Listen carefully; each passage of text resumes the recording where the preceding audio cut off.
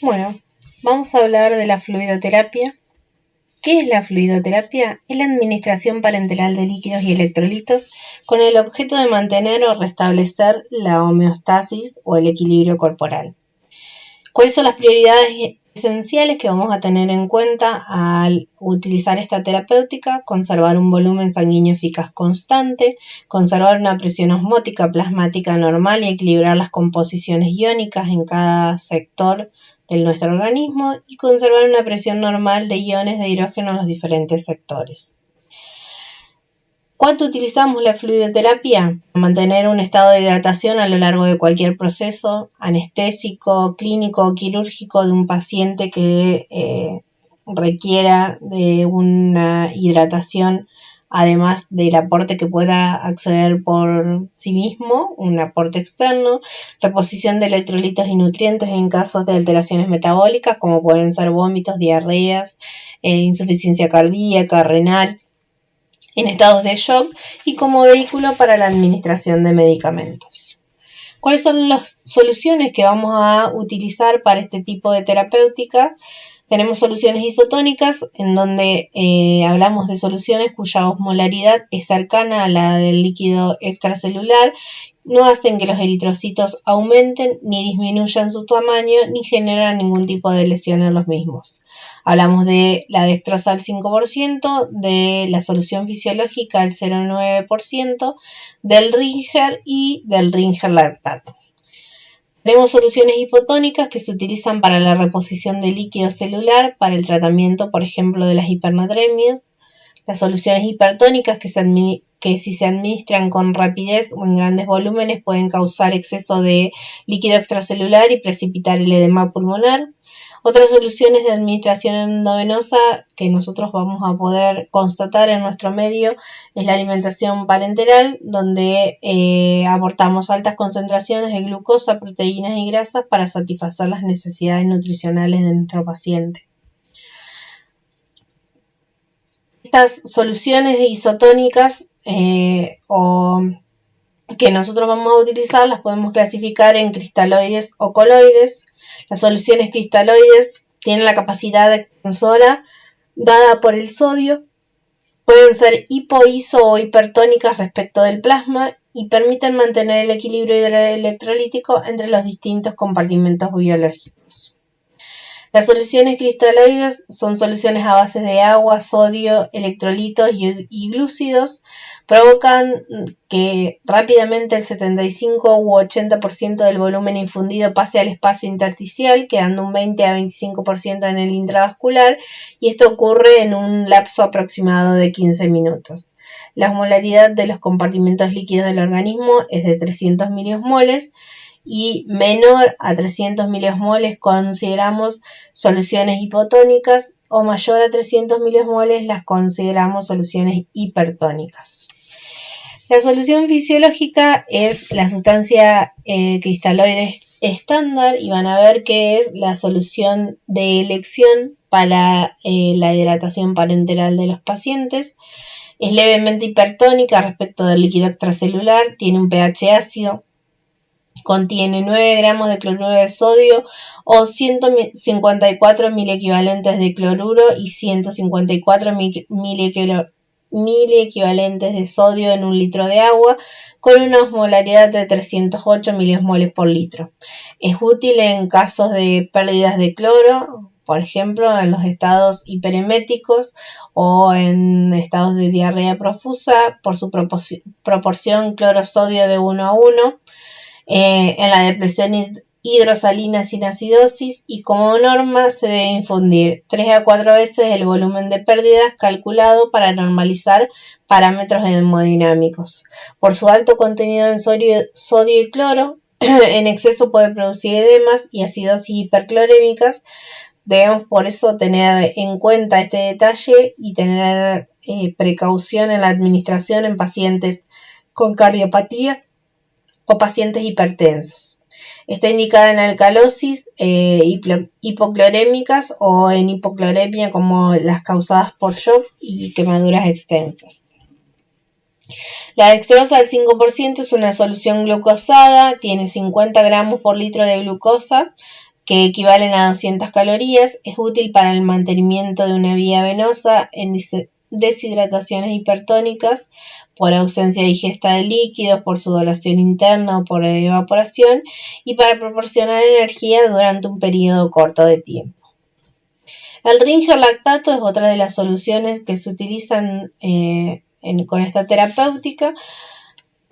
Es también conocido como solución de Hartmann. Contiene 130 mil equivalentes de sodio, 109 mil equivalentes de cloro, 28 mil equivalentes de lactato, calcio, potasio, y supone una osmolaridad de 273 milimol por litro. Está indicada en general en la deshidratación extracelular acompañada de acidosis metabólica. El lactato se transforma en bicarbonato en el hígado por el ciclo de Cori, por lo que en presencia de hepatopatías o ante una perfusión hepática disminuida, el aclaramiento del lactato estará disminuido y aumentará el riesgo de daño cerebral. Por eso es muy importante la monitorización del paciente en la infusión de la perfusión de esta solución en función de la patología presente. El calcio se puede unir a ciertos fármacos y derivados sanguíneos y disminuir la biodisponibilidad.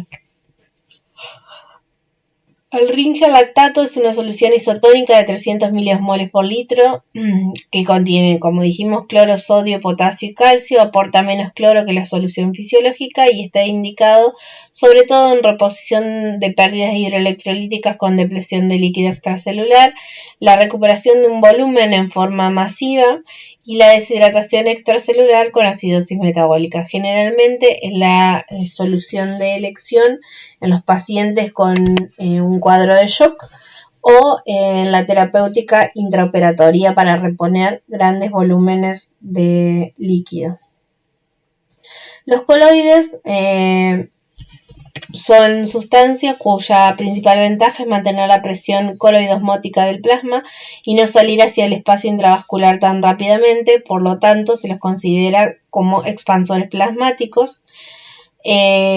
Dentro de los coloides tenemos los almidones, que son derivados de las glicopectinas que han sido modificadas por la adición de grupos hidroxietil y son disponibles en dos tipos de soluciones: solución de Hetastarch y Pentastarch. Las gelatinas, que son derivadas del colágeno bovino, que no están disponibles en muchos países y de las cuales conocemos dos tipos: las puentes de urea y las formas succinilinadas. Tienen una dosis de 20 a 40 centímetros cúbicos en 24 horas.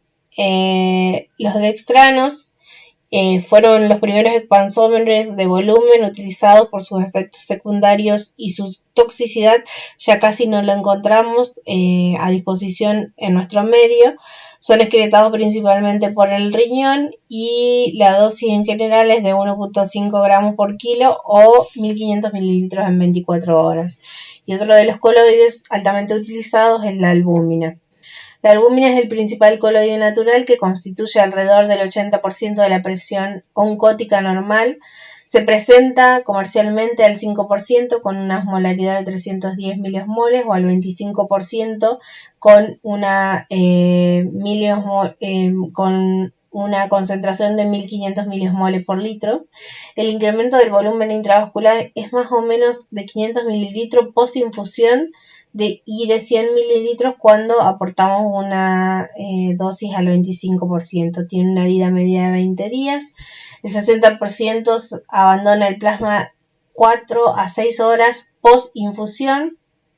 Hay que tener en cuenta que es un alergeno importante, así que hay que estar vigilando y monitorizando las reacciones alérgicas de nuestro paciente. Y además es un antioxidante y barredor de radicales libres. Otro de los coloides que utilizamos son las gelatinas, que son macroproteínas sintéticas modificadas de colágeno. Existen tres tipos: la gelatina polisuccinilada, la gelatina unida a la urea, la poligelina o la Emaxel, que es lo que más habitualmente vamos a encontrar en nuestro medio, o la oxopoligelatina. Ejercen una presión osmótica de 370 milímetros de agua. Son solo repositores plasmáticos, no deshidratan al espacio intersticial o intracelular. Tienen, por su alto contenido en sodio y y calcio, no deben ser infundidas conjuntamente con sangre o hemoderivados. No interfieren en la coagulación ni en la agregación plaquetaria, se degradan a aminoácidos, tienen una vida media de entre 1 a 16 horas, de acuerdo al tipo de gelatina que se utilice, y por tener un bajo peso molecular son eliminadas por la vía renal. Bueno, ahora nos vamos a adentrar en lo que es la venopunción, una terapéutica o un procedimiento cuya principal responsabilidad es del profesional enfermero, y fundamentalmente debemos tener en cuenta que si bien hay otros profesionales que realizan este procedimiento, este es un procedimiento netamente exclusivo de enfermería, quien va a estar encargada de elección correcta del sitio donde se va a realizar la venopunción, el adecuado tipo de cánula para desarrollar este procedimiento y la introducción correcta de la cánula en la vena. ¿Qué es la venopunción? Es el procedimiento que vamos a utilizar para aplicar un medicamento líquido dotado de propiedades terapéuticas directamente al torrente circulatorio o a través de la punción de una vena. Eso es acceder a la vena para administrar líquido, medicamentos, o dejar un catéter allí para realizar una venoclisis. La venoclisis es la administración de grandes cantidades de líquidos por vía endovenosa mediante un sistema de goteo en forma prolongada. Si ustedes pueden ver, ahí observamos la diferencia.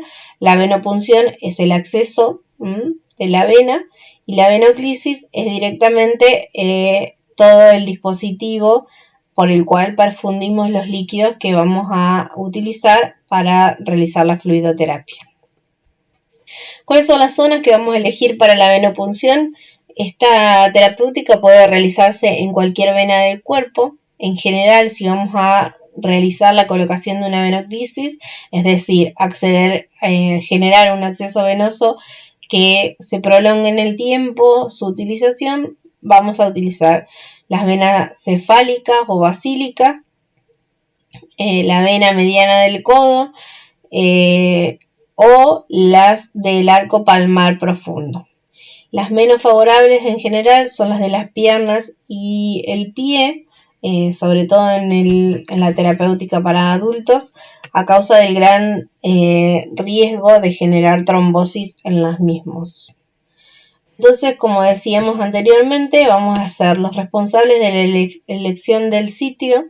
Para ello vamos a tener en cuenta que debe tener fácil acceso, debe ser de buen calibre, debe facilitar el movimiento de nuestro paciente y a la palpación debe poseer elasticidad y no debe presentar ningún tipo de trombosis o endurecimiento.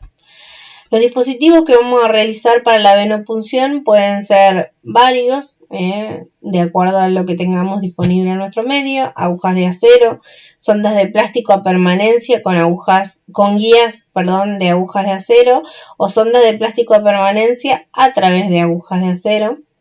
Es muy importante que informemos al paciente de todo el procedimiento que vamos a realizar para generar un vínculo con nuestro paciente, así darle seguridad y que a través de nuestra información y de este vínculo que generemos el paciente colabore. Es importante también la adecuada preparación del sitio para realizar un correcto desarrollo del procedimiento.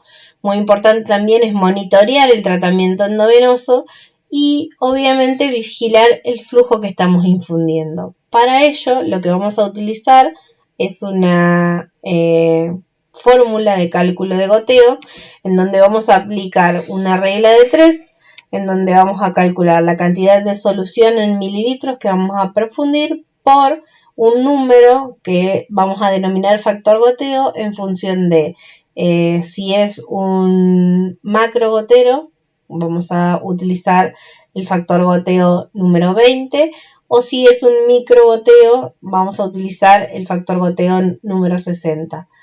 A este resultado lo vamos a dividir sobre el tiempo en minutos en el cual debemos perfundir la solución que tenemos prescripta. ¿Cuáles son las complicaciones que podemos tener en función de la fluidoterapia? Podemos tener complicaciones derivadas de la técnica, como son la flebitis, la extravasación, el embolismo gaseoso, una punción arterial accidental y neumotórax o hemotórax. Cuando hablamos de las complicaciones derivadas de la técnica, como decíamos recién, hablamos de infiltración o extravasación. El paciente va a presentar edema, dolor, una disminución significativa de la velocidad del flujo, esfacelación, que podemos observar o valorar esta complicación en función del retorno venoso y de realizar una compresión proximal. Nosotros vamos a buscar el recorrido del vaso en donde se encuentra nuestro acceso y vamos a hacer una compresión distal. Si el flujo sigue perfundiéndose, quiere decir que ese líquido que se está perfundiendo está yendo hacia otro espacio que no es el canal vascular propiamente. Si nosotros hacemos una compresión proximal y el líquido deja de perfundirse, quiere decir que la vena está que el acceso venoso es el adecuado. Lo mismo, vamos a disminuir por debajo del nivel del cuerpo del paciente el sachet conteniendo la solución que estamos infundiendo y vamos a comprobar el retorno venoso para comprobar que nuestro acceso venoso esté correctamente dentro del lecho vascular. Otra de las complicaciones que podemos tener es la flebitis, en donde vamos a constatar mediante la valoración y la observación calor de la zona, enrojecimiento y edema. Otra de las complicaciones que podemos encontrar es la tromboflebitis, en donde lo que vamos a observar o valorar es la induración vascular. Podemos tener embolismo gaseoso, donde los signos que enfermería va a valorar son disnea, cianosis, hipotensión. El pulso se va a encontrar acelerado, pero a su vez se va a encontrar débil a la palpación. Puede haber pérdida del estado de conciencia en función de la cantidad y de la velocidad de el aporte o de la columna de aire que fue perfundida. Podemos también, en función de una complicación de la técnica, una punción arterial accidental que puede generar hematomas. Como vimos en las diapositivas anteriores, los accesos, y como sabemos también por nuestro estudio de anatomía, los accesos vasculares, el paquete vascular está muy ligado entre sí, el paquete vascular venoso, el arterial y el nervioso. Entonces es muy fácil que por ahí, en función de una punción venosa, también lesionemos o accidentalmente punzemos una arteria. Acá vamos a ver más detalladamente o más explícitamente las complicaciones, como hablábamos de la infiltración, que está causada por el desplazamiento de la aguja, en donde el bisel llega a encontrarse fuera de la vena y podemos observar inflamación, dolor alrededor del sitio de punción y puede observarse también temperatura, como pueden visualizar allí en el sitio de punción. La embolia gaseosa va a estar causada por la introducción de aire en la luz de la vena y se puede manifestar por disminución de la presión arterial, pulso débil y rápido, cianosis o pérdida del estado de la conciencia. Esta complicación es muy poco frecuente y en general se da cuando hay un una alta introducción de aire en la luz de la vena. Generalmente vamos a tratar de que lo que perfundamos sea siempre líquido. Obviamente el aire no debe circular dentro de la vena, pero a veces puede quedar alguna burbuja que se perfunde también y no va a generar este tipo de complicaciones. De todas maneras, vamos a monitorear a nuestro paciente para evitar o detectar prontamente una complicación como la embolia gaseosa. La tromboflebitis está dada por muchas veces el uso excesivo de una vena o la infusión de soluciones irritantes, sobre todo, por ejemplo, en los pacientes oncológicos, y produce vasoespasmo, inflamación y formación de coágulos. El paciente va a manifestar dolor a lo largo del trayecto de la vena, puede presentar edema, enrojecimiento, el brazo que utilizamos puede tener mayor temperatura, y una manera de prevenir esta complicación es cambiando las vías periódicamente o cada 72 horas. Esas en general son disposiciones que se ponen dentro o de acuerdo a cada institución, pero es muy importante que los tengamos en cuenta para poder prevenir esta complicación. Otras complicaciones pueden estar dadas derivadas del volumen que perfundimos, y esto se da, por ejemplo, en los pacientes con cardiopatías, que podemos encontrar insuficiencia cardíaca, edema agudo de pulmón. En función del tipo de solución que perfundimos podemos encontrar edema cerebral, o trastornos en la coagulación o en la oxigenación tisular y algún tipo de hipoproteinemia. Esta sobrecarga circulatoria, lo que vamos a observar o lo que enfermería va a valorar es la hipertensión, un aumento de la presión venosa central, que si bien nosotros todavía no vamos a aprender a utilizar el dispositivo de medición de la presión venosa central, la podemos detectar a través de la observación de las venas yugulares, que se ingurgitan, es decir, aumentan de tamaño, y ahí estamos hablando de una sobrecarga de líquidos dentro del torrente sanguíneo. Podemos tener reacciones febriles previas a las infecciones en función de las soluciones que estamos perfundiendo. Edema cerebral, como dijimos anteriormente, alteraciones en la coagulación o en la oxigenación tisular o hipoproteinemia en función de las soluciones que estamos perfundiendo. ¿Cuáles son las normas generales que vamos a tener para aplicar esta terapéutica? Evitar soluciones hipotónicas en hipovolemia, porque estas incrementan el volumen extravascular. Evitar los glucosados en los pacientes neurológicos, porque se comportan como soluciones hipotónicas y favorecen el aumento del edema cerebral. Y seleccionar adecuadamente el fluido de acuerdo a la situación clínica de nuestro paciente. Si bien esta es una prescripción que hace el profesional médico, nosotros como profesionales enfermeros obviamente debemos conocer las diversas soluciones para perfundir nuestros pacientes y alertar a nuestro compañero de equipo, al profesional médico, en función de la prescripción que realiza.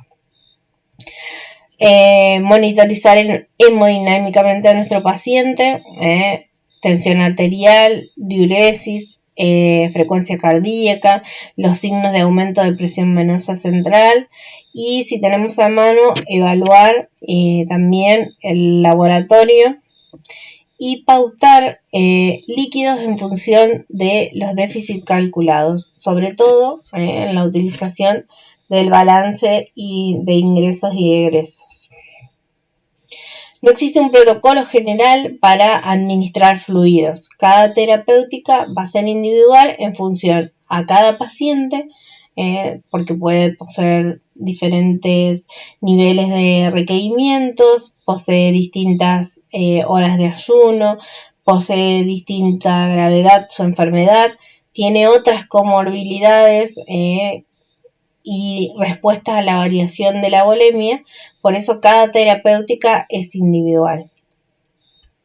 Es muy importante que tengamos en cuenta que la fluidoterapia se administra por vía intravenosa, Por eso es imprescindible el buen estado del catéter, que tengamos un buen acceso venoso, que se encuentre permeable y que no presente signos de flebitis. Siempre verificar que el fluido y la cantidad a administrar son apropiadas para la situación clínica del paciente en función de su patología y de otros factores de riesgo preexistente. Controlar el ritmo de perfusión para evitar posibles sobrecargas de líquidos y evitar la aparición de efectos indeseables. Debemos recordar que requerimos más volumen de cristaloide que de coloides para lograr los mismos objetivos, por ende hay una mayor perfusión o sobrecarga de líquidos si perfundimos cristaloides. Y muy importante tener en cuenta que para el empleo de soluciones intravenosas implica riesgos importantes, por lo que es fundamental que nosotros evaluemos constantemente la situación hemodinámica de nuestros pacientes y valoremos especialmente la aparición de signos de hiperhidratación y o deshidratación o el exceso o disminución de electrolitos.